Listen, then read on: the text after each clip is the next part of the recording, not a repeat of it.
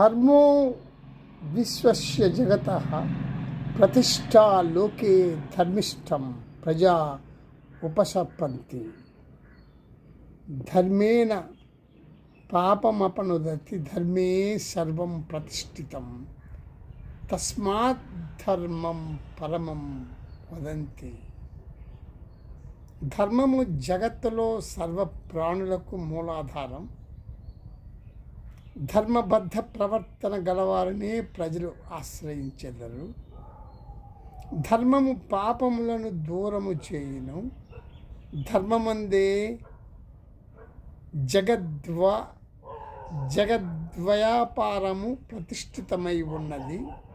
అందువలన ధర్మాచరణ మోక్షప్రాప్తికి శ్రేష్టమైనదని సాధకులు చెప్తున్నారు.